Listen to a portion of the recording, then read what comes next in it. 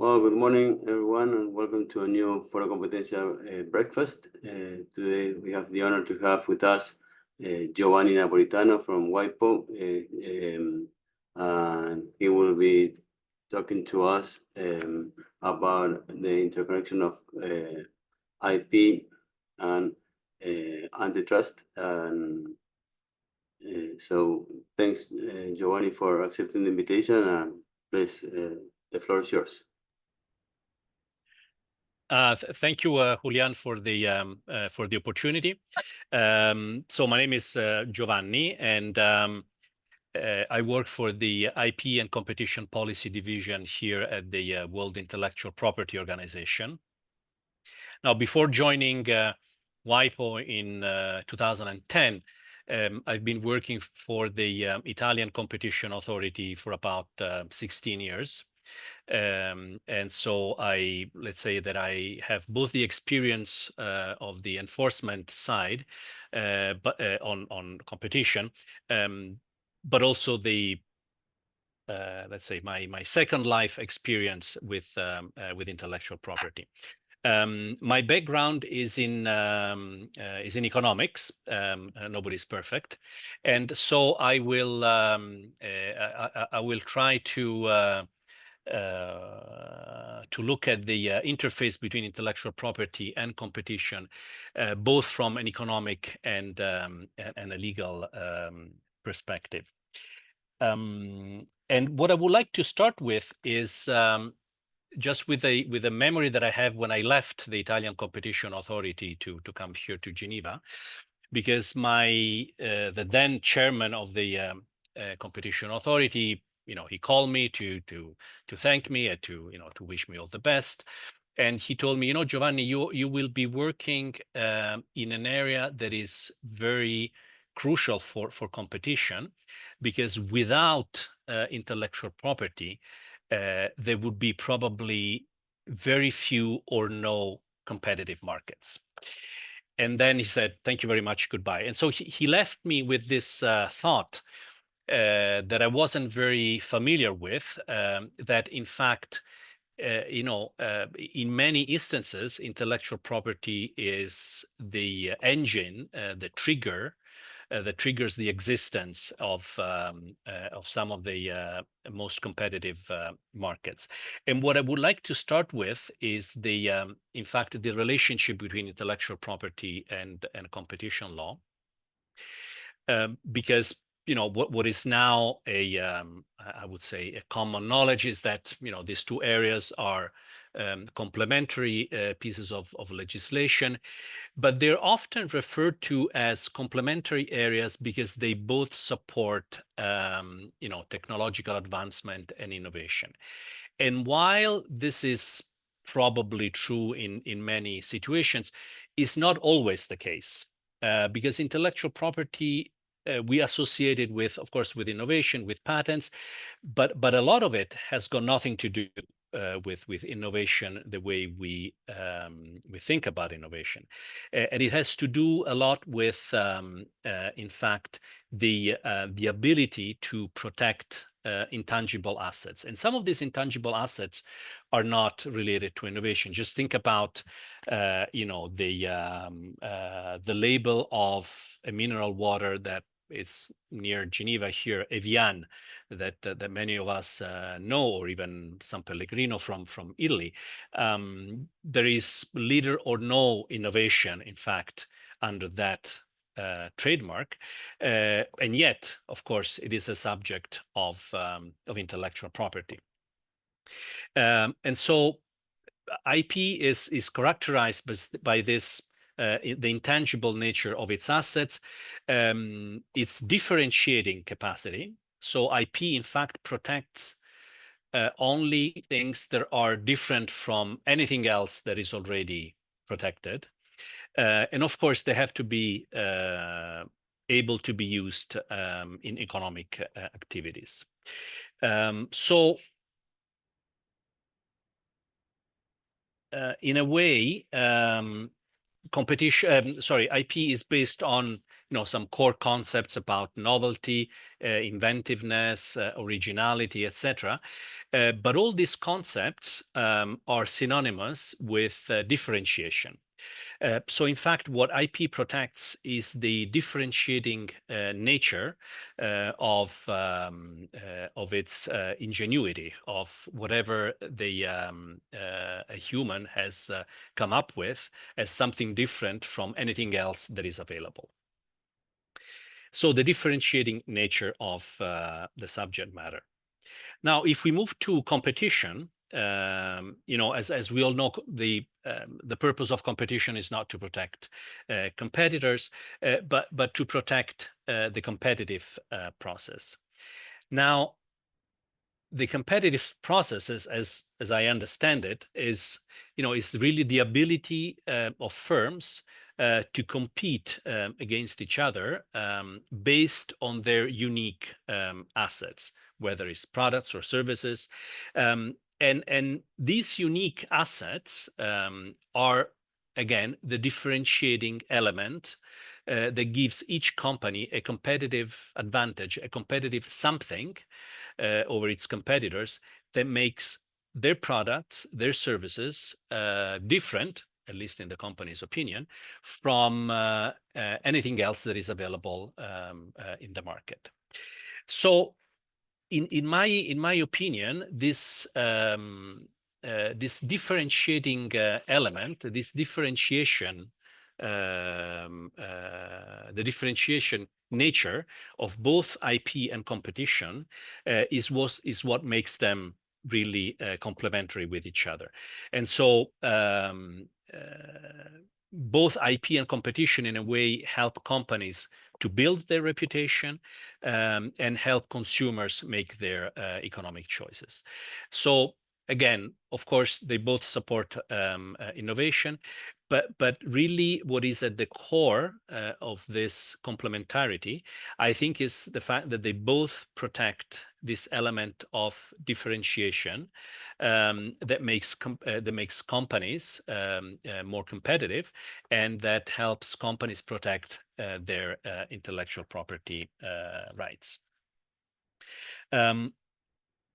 Another element that I think it's important to remember, because again, I think it's now an sort of an acquired fact that everybody agrees with, but I still go to seminars and conferences, and I still hear that whoever owns an intellectual property right is a monopolist.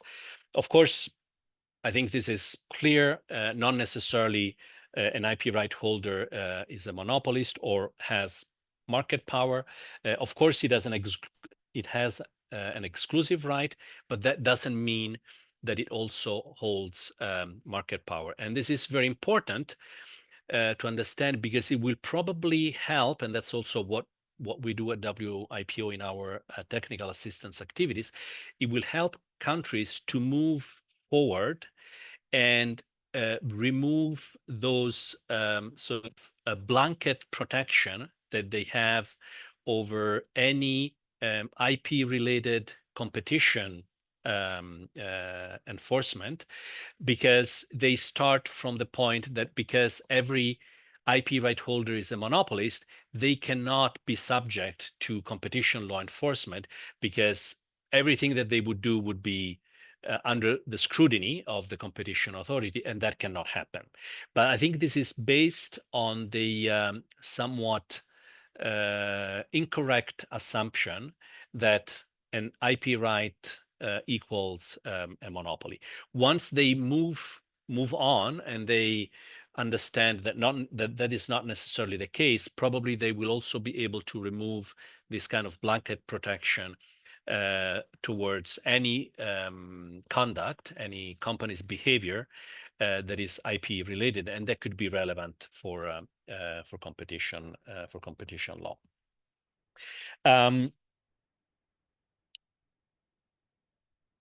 So what are the main areas of interface?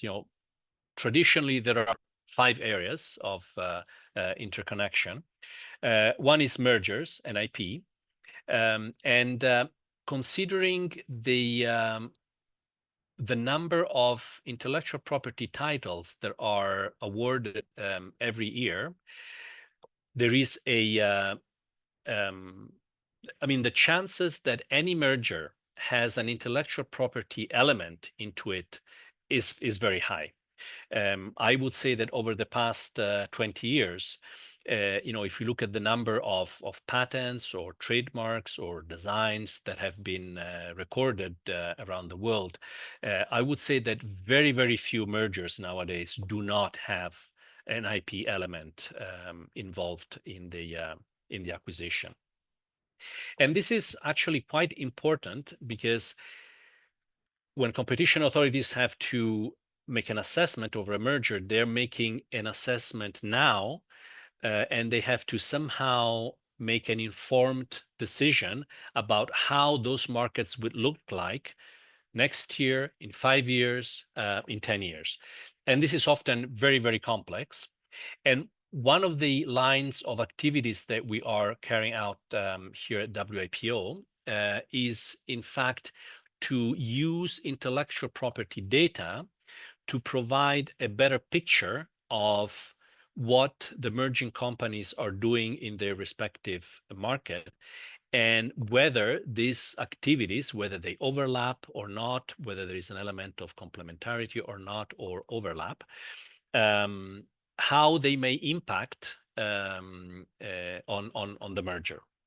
Because if you just look at market shares or other typical data, you may not get the full picture of what the companies may be doing, maybe not today, but in 5 or 10 years. And one of the elements that we are also introducing in our analysis is to look not just at patent data, but also at trademark data. It is now also, there are quite a few papers available in the literature that look at how trademark data could be a better indicator of the innovative activities or the inventive activities of companies. And I would even add that if you want to look at where companies are heading to in terms of their innovative activities from a competition point of view, trademarks are a better indicator of patents, because patents usually, or patent applications, they come towards the end of the inventive process, right? Companies, they do research and development in their labs, and after a certain number of years, they may say, okay, now we have something that is patentable, and so let's file an application for a patent. But with trademarks, that decision comes almost at the very beginning of that R&D process, because what companies do at the very beginning is that, okay, we need to give a name to this project. We need to maybe come up with a logo, with a sentence, with something that identifies the project that we're doing. And therefore, when they do that, they file for a trademark. So in a way, trademark information is more prospective than patents when you want to assess a specific merger where you know that companies have a significant amount of research and development activities going on. So what we're doing, we are simulating, we're looking at past mergers, and we are simulating the situation of the merging companies in relation to IP data to see how how well the assessment made by the competition authorities captured these elements related to innovation and to inventivity from the different companies. Then the other area, so the first one is mergers and IP. The second one is collaborative agreements. Now, for collaborative agreements, what we look at mainly is patent pools. On our website, there is a little study that looks at patent pools, IP, and competition. But we are also launched a strategy on standard essential patents, because we would like as an organization to have a more proactive role in this area. And one of the areas is, of course, competition and competition policy. As you know, WIPO does not have any enforcement power, but we try to inform the policy discussions and the policy decisions in these areas. And while on the one hand we are going to have a more active role in the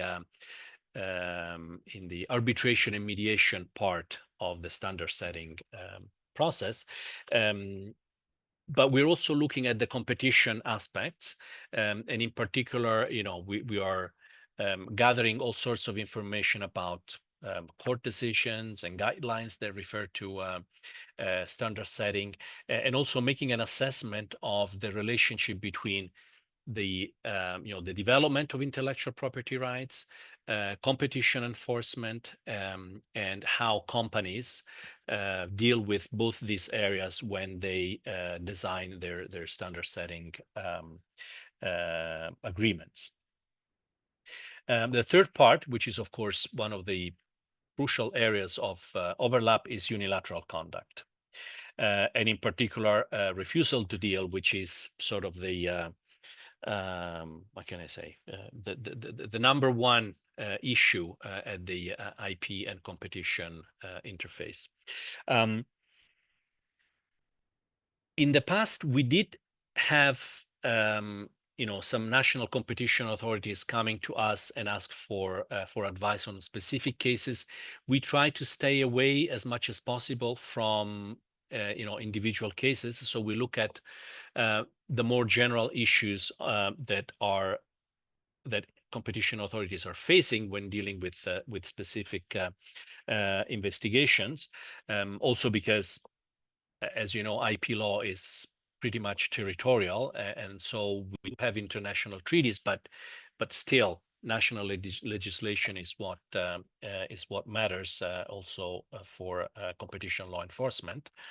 But we did have some cases, and we try to help competition authorities understand the IP perspective. And in that respect, one of our activities, apart from the one on IP data that I mentioned to you before, is to organize workshops bringing together the intellectual property community and the competition community, work together on hypothetical cases. And in fact, we did have one recently. I see a colleague and friend from OECD.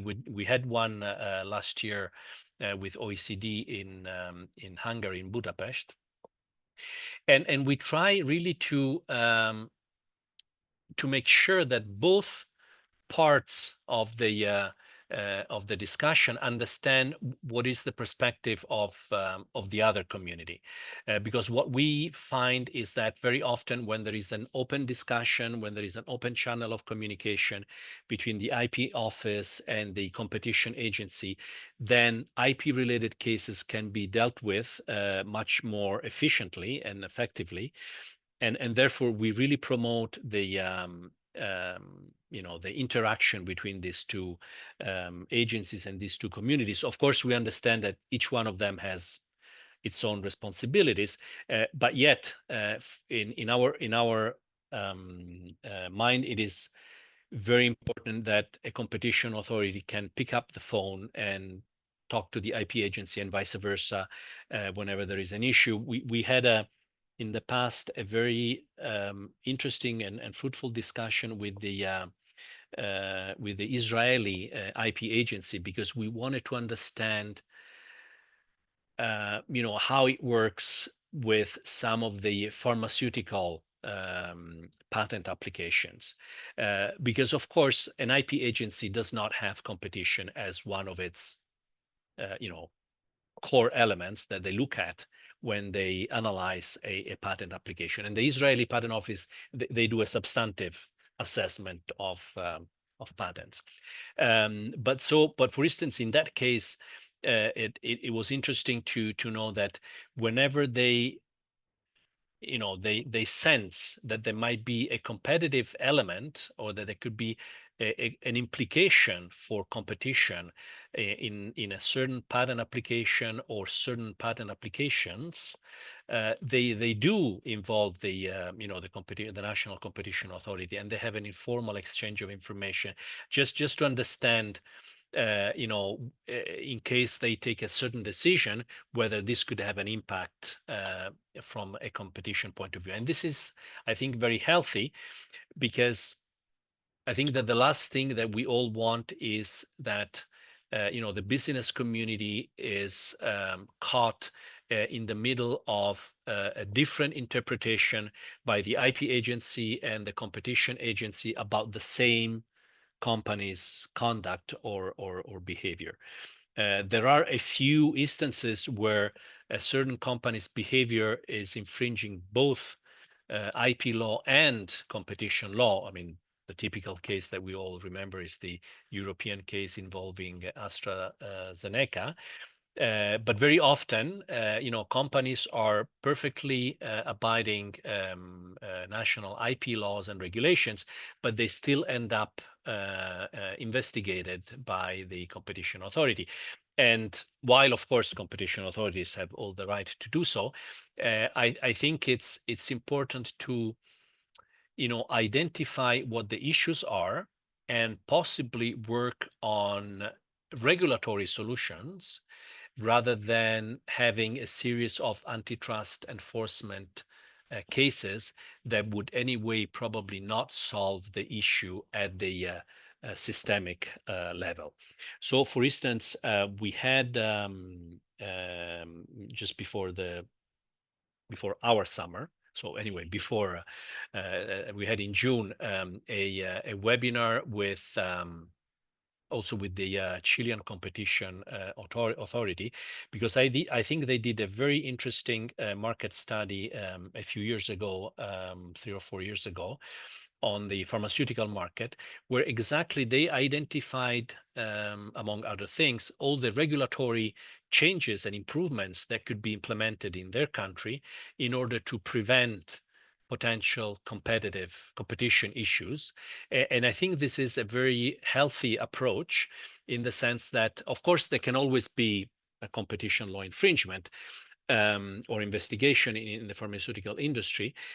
But at the same time, I think it is very important to fix all those limitations or uncertainties or gray areas in the IP legislation, so that some of the main problems are solved, and the competition authority can focus on areas that are really relevant for competition, and do not have this regulatory element into it. IPR licensing is, of course, another area of interest for us. We did issue a very, I would say, down-to-earth practitioners booklet on the intellectual property rights licensing clauses that may be relevant for competition, and that therefore the parties should be aware of to avoid, let's say, the biggest mistakes that they could make, and then fall into a potential competition law infringement. And so we started with the list of clauses that are also in the TRIPS agreement, and we identified those that could be more problematic. Is really a practical guide for mainly for small and medium companies, but it's quite useful for them, so that at least they are aware of the potential implications. Then the fifth area is the whole area of the exhaustion doctrine and parallel imports. And we saw that also during the pandemic, but of course it's a long standing issue. which of course involves the exhaustion of intellectual property rights, and what can be done in terms of parallel imports when prices, particularly among different countries, are different. And I think that we economists did a very bad service when we decided to call price differentiation price discrimination. We used a very not a very smart word when we called it price discrimination, but the idea is in fact that companies should be allowed to charge different prices in different countries for the same goods and services, depending on each country's ability, of course, to afford the different levels of prices. But of course, doing that, particularly in neighboring countries, kind of encourages the possibility of parallel imports, and all the competition related cases that kind of are triggered from that whenever a company finds out that part of the goods that were meant for country A end up in country B. And what happens when a company sees that this is a recurrent issue and therefore decides to cut the supplies to country A so that country B does not have the possibility to import in a parallel way the cheaper goods from country A, and all the antitrust issues that may come up with that. My take on that is that for this kind of issues, usually it's more productive and effective to have bilateral agreements or discussions between governments and companies, because my suspicion is that very often the ability for competition authorities to have an impact on this kind of cases is probably relatively limited. Now, I would like just to spend some time to mention one market that is, of course, under everybody's radar, which is the digital markets platforms. I will not go into the list of the many cases that have been decided and that are still pending concerning digital markets, and its relevance for intellectual property. I just wanted to mention one case that I think is quite interesting, and that it's probably starting to change the overall situation, which is in fact an Italian case concerning Google from 2023. Because in that case, for the first time, as far as I know, Google has decided to present some commitments, proposed some commitments to the parties. So Google was basically accused of making extremely complicated and cumbersome the access to users' data for third parties. And of course, with the user's consent, of course. But the system that they had devised through the so-called takeout platform was apparently very complicated for third parties to use. So what they decided to do is to make this access much easier. The complainants were very happy with the with the changes in the accessibility functions that Google is going to provide. And in fact, I think right after the summer, there should be, I keep saying the summer, right after August, in September, October, there should be an assessment by the Italian Competition Authority about a year after the commitments were accepted, to see how they have been implemented. But I think it's one step towards this concept of data portability that will make it possible for third-party platforms to access the same kind of data that Google has gathered through their search engines, YouTube, and the other tools that they have.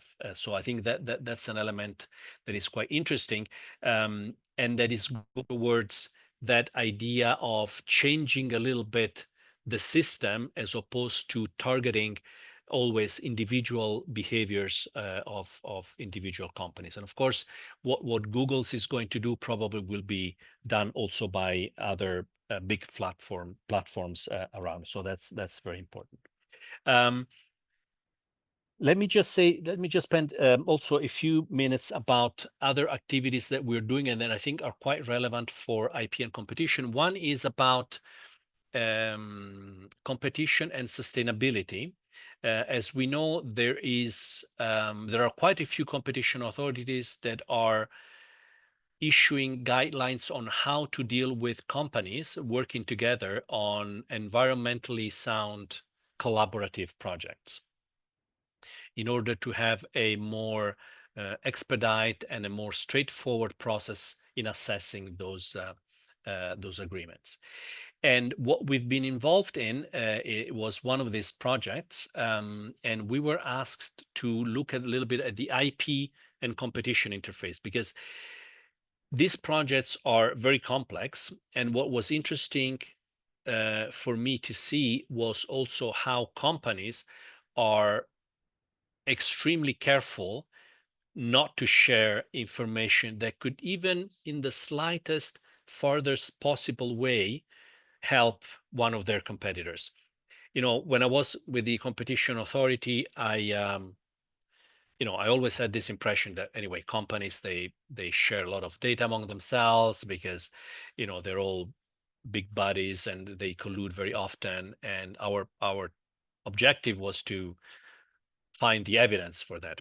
But in fact, I have to say that most companies, if not all, are extremely jealous about, the achievements that they have attained and the IP that they have been able to develop. And so it is important when looking at this sustainability and competition issues, also to think about, and that was our advice to the companies, not only what kind of IP they contribute to the project, but also how they're going to manage the resulting intellectual property that will come out of that project. Is it going to be only accessible to the parties that are members of that project?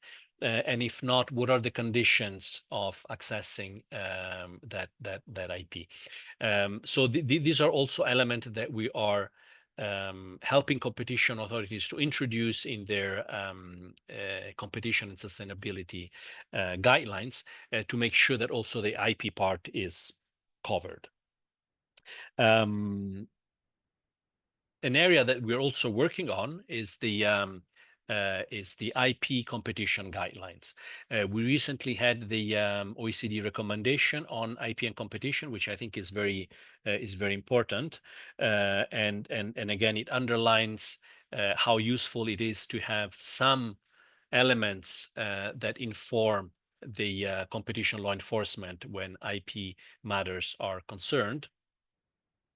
And our approach to this, also when we go, and we do technical assistance in different countries, is really to encourage competition authorities to have those kind of guidelines, even if they don't have a significant record or enforcement record on IP and competition, because we think that it's important that the framework is clear, that the business community has a clear understanding of, what is allowed and what is not, what kind of IP licenses are,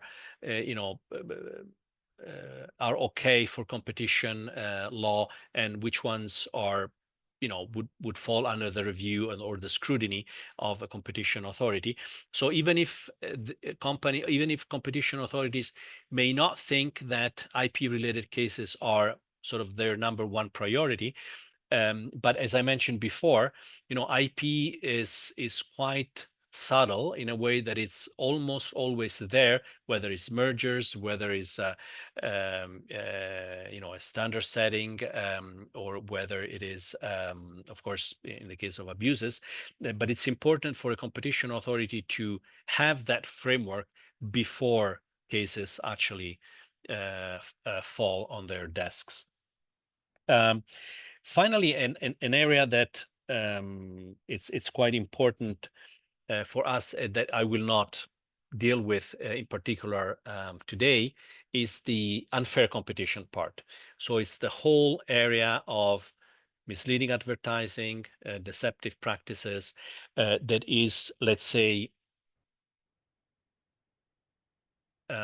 one of the elements, even in our first IP treaty of 1883, these are the elements that were considered as part of the unfair competition, and that sometimes in the discussion is a little bit confused with, with competition law or antitrust law. But we have been working for a couple of years on a toolkit on unfair competition and intellectual property that should help particularly younger agencies, whether consumer protection or antitrust and consumer protection agencies, to see what the good practices in other countries are and how they can use those good practices for their own cases and investigations. But that's again about unfair competition, and that should be released by the end of this year. As a way of finishing, if that's okay, Julian, for you, then I will take all the questions from the floor. My personal take on the IP and competition interface is that there will be more and more cases in this area, because IP is becoming more and more a crucial competitive assets for companies. The second element is that it is very important to look particularly in markets or in industries where there will be likely to be more attention, and one of them is the pharma industry, to look also at what kind of regulatory reforms can be put in place so that they are more competition, competition friendly, and companies are better able to understand what they are allowed and what is okay to do with their IP rights, that is not going to be a problem for competition law enforcers. And the third element is, of course, the collaboration between the two agencies, the IP and the competition agencies. And as I mentioned before, this is one of our priorities, and things are changing, I think, in the right direction. Some of the IP agencies are a mere registration institution, but some others are more interested also in the policy aspects, and that's what we are trying to support, to make sure that particularly the business community has a very clear picture of what the what the competition authorities may be interested in relation to IP. I would stop here, if that's okay, and I would take any questions, comments, criticisms, hopes. Paulo. Paulo. Hi, Julian. Thank you. Hi, Giovanni. Can you hear me well? Hi, hello to everyone. Giovanni, many thanks for your presentation. Thanks for your kind words to the OECD. Indeed, I think the OECD has worked the competition division in many occasions with IP, including the WIPO. So it's a great opportunity to see you and to further engage with you. I have a broader comment or question, if you can react in any way. I believe that the audience here of this webinar is mostly competition experts, guided by Julian Peña. Many former enforcers are here. So we know well the competition world. Maybe we know less well, I'm saying for me, the IP world. So I was wondering if I can take advantage from your experience in the WIPO, and if you can share any thoughts on how IP authorities perceive competition authorities. because we have a little bit an idea of how competition authorities perceive IP authorities. You've mentioned that they may vary from one country to another. I mean, some of them go maybe may have a wider scope or portfolio. But this part we have seen, we have discussed. Some of us, and most, if not all, have lived a little bit this perspective. But what about the other perspective? How do you see their perspective, and how do they see competition authorities?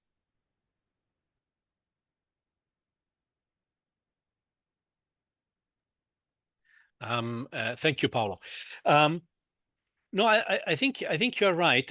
One of the things that I found is, first of all, and I have to say this is unfortunate sometimes also what happens in the competition world, is that IP agencies talk to other IP agencies. You know, it seems to be like the same circle of people talking to each other and not thinking too much about what else happens outside their world. And this is not to say, of course, that IP is not an important part of the economic process, but this is to say that sometimes they are focused too much on their own, you know, procedures and priorities, and competition is not always one of them. So in fact, also part of my job here at WIPO is whenever we have meetings with IP agencies, and particularly during our annual general assemblies, is to have an occasion to bring that element into the discussion. I think some IP agencies, particularly those that have some policy responsibilities, they are quite attentive to the competition element. And I'm not talking here about, of course, you know, the US, Canada, or Japan, the big countries, but also countries like, you know, South Africa, Kenya, Nigeria, of course, Peru with Indecopi is sort of naturally involved in the discussion between the two areas, on the two areas. But I would say that the IP is not paying enough attention to competition, because I think at the end of the day, they see competition as something that, rather, they don't see intellectual property as an element that affects the competition dynamics, right? They say, okay, you have an IP right, it has been issued according to the rules, and if you misuse it, then you might be in trouble with competition. But we IP agencies have got nothing to do with that. There is nothing in the procedures that we deal with that may have an impact on competition. And this is where I think they may be wrong, because sometimes it is exactly the process, some of the you know, some of the loopholes, some of the gray areas that should be better analyzed and dealt with, so that you don't have down the line or down the road a problem with a competition authority. So I think that they're not often enough aware of what the implications are, and this is why I think you know, our work, even though it's a small unit, but our work should be you know, more and more present in the you know, in the minds of the IP agencies, particularly those in big countries, and in countries where the institutional setting is not conducive to that common understanding. Think about China. China now, even you know, at the international level, is the #1 filer, whether it's trademarks, what we call international patents. But the two areas, IP and competition, are still quite separate. Another, let's say, forum that we use to encourage this understanding is we have an IP judges forum here at WIPO, and once a year we have around 200 judges coming from all over the world, and so we are also trying to use this community to help IP agencies to become more aware of the competition elements or the competition dimension, because again, we may not be able to get in touch with every single IP agency and underline that element, but we are trying to use these occasions to leverage on these communities, whether it's IP judges or IP agencies, to make them understand the importance. But I have to say, as a general answer, there isn't a big awareness of the relevance for competition, and I think this needs to change. Okay, thank you so much. Grazie. Yeah. You mentioned, Giovanni, the issue of the case of Indecopy as having the two authorities within the same room. Do you think that the fact that they are in the same room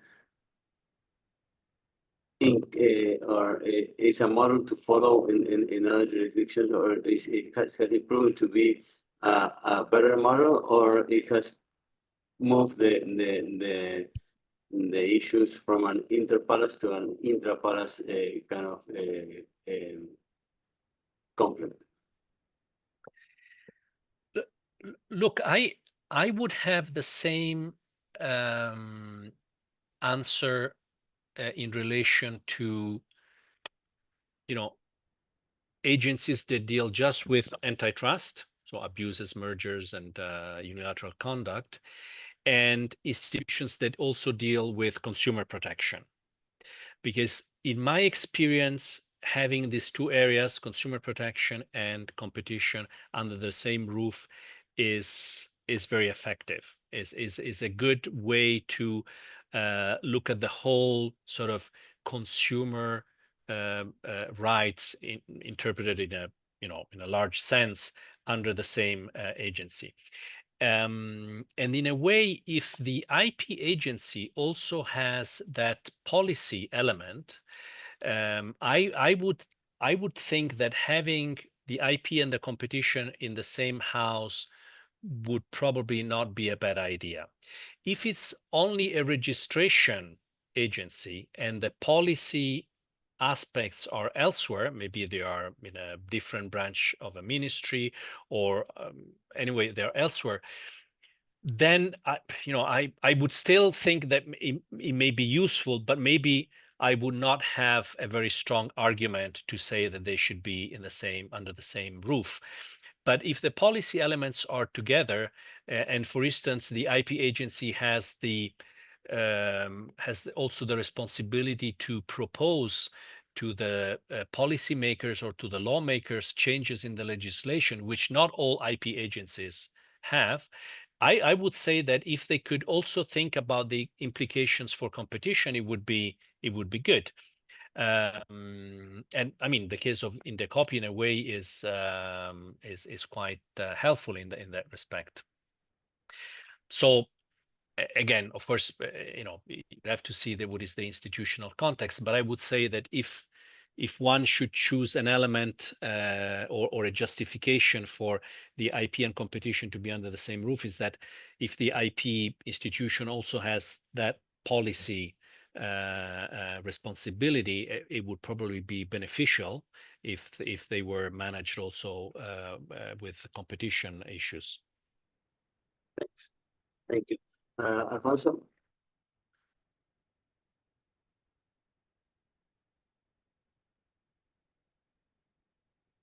You're on mute. Alfonso, you're on mute. Yes, now. Sorry. Thank you, Giovanni, for your reflections. I have a question that maybe is kind of revolutionary. because in competition law we have some concerns with the as you talk about the platforms that have a lot of market power. So is there any assessment or analysis or reflection on the need to, or the possibility to apply differently IP standards to companies that have market power, or should be completely or fully neutral?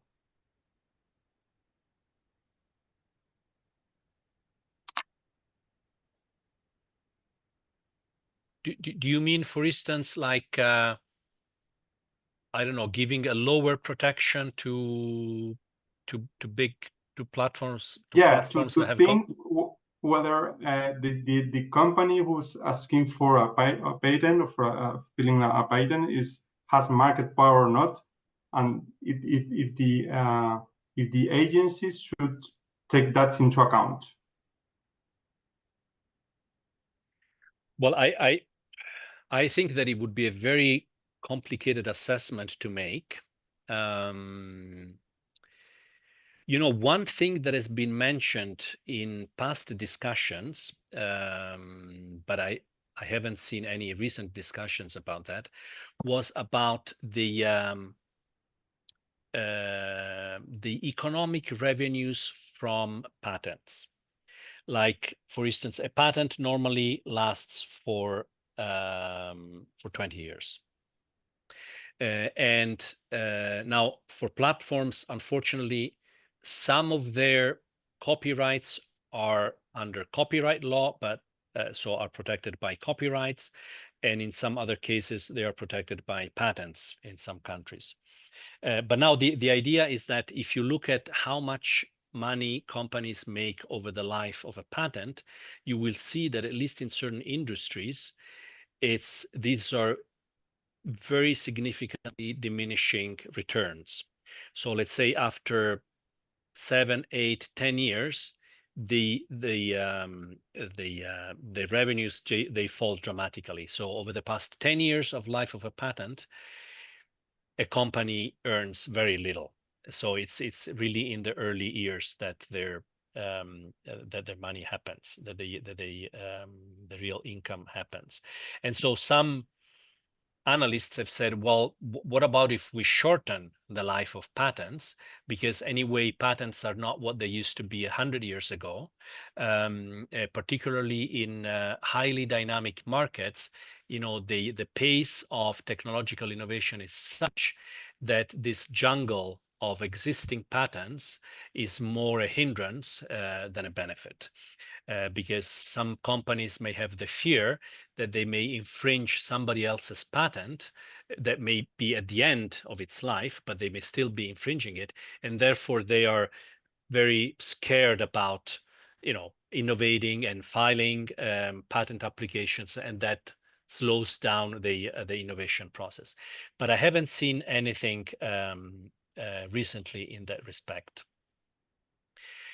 Now, for platform, I mean, the discussion is very complicated, and you know, in some of my presentations, I show how much IP is in a platform, and there is an incredible amount of intellectual property, because it's copyrights, it's designs, it's patents. The only thing that is not there is probably geographical indications, but any possible IP right is behind a platform, and there is a lot of it. And most of the value of a platform is in its IP assets. What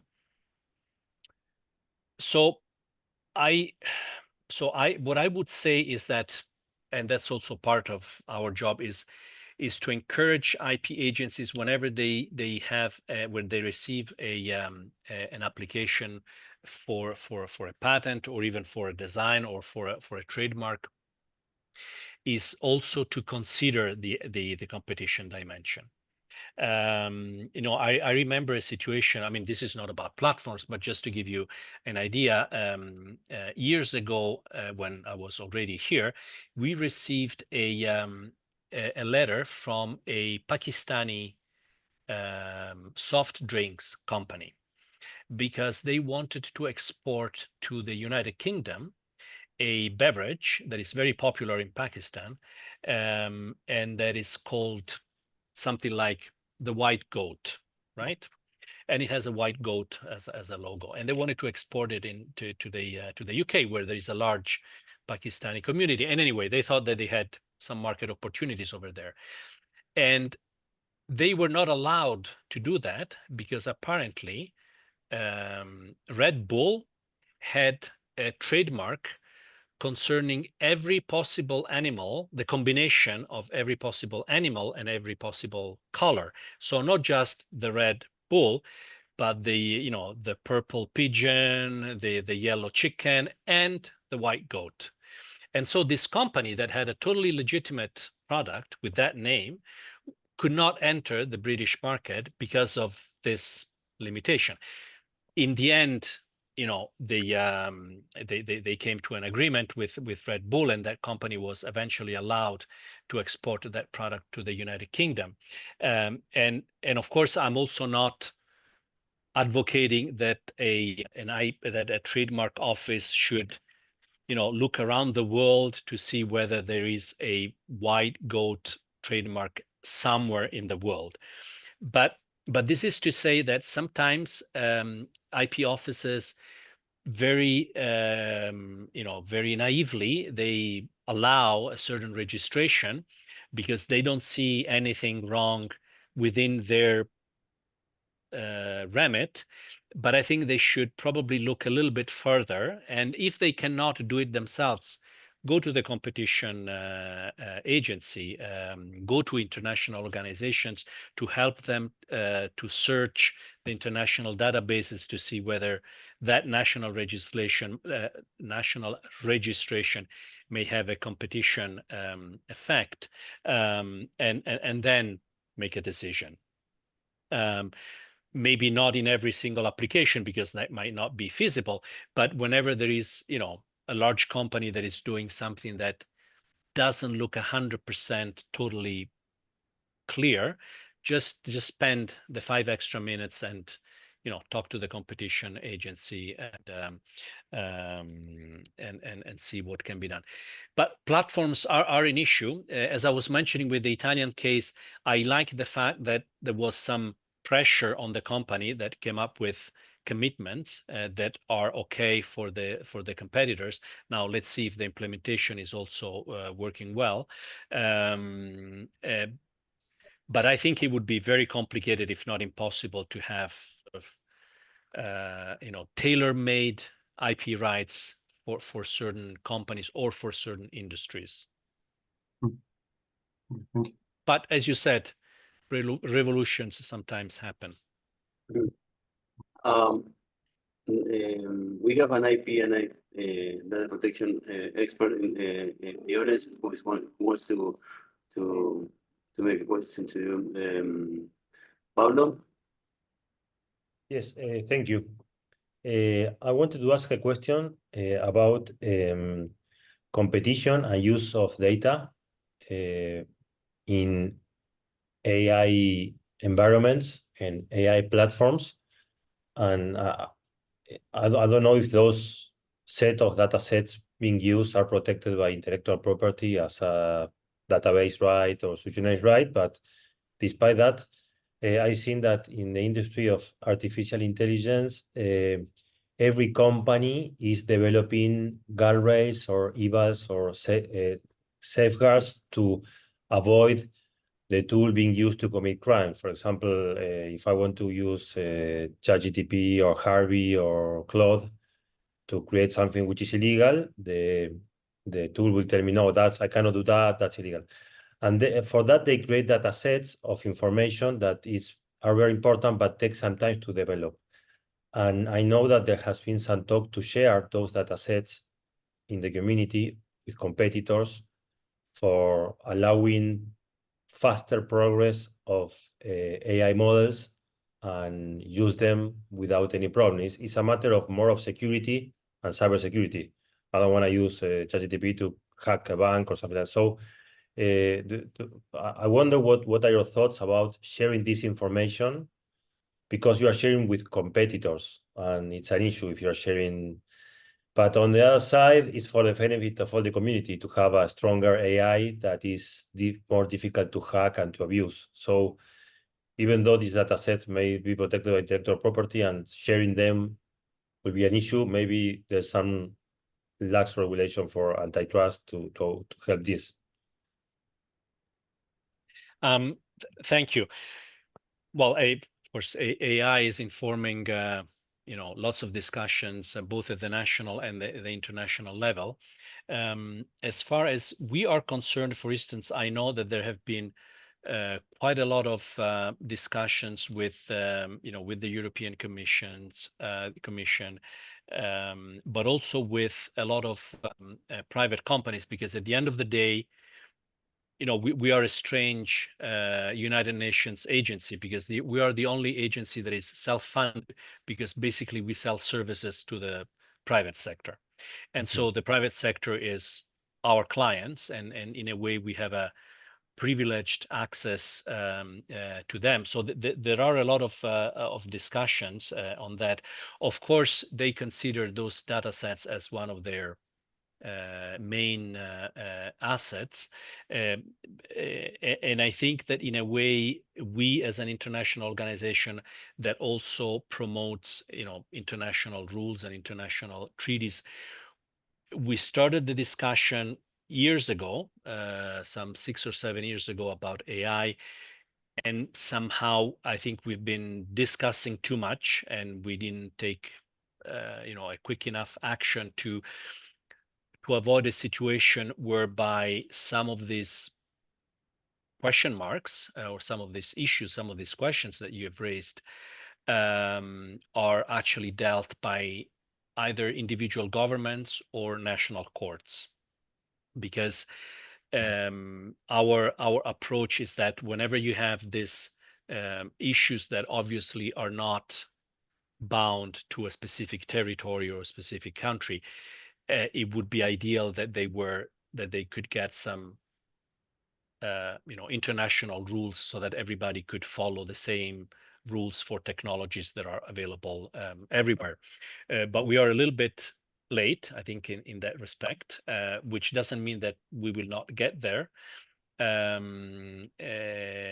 the issue of data is crucial, and is a little bit a similar issue like for the data that pharmaceutical companies gather before getting the market authorization for their drugs.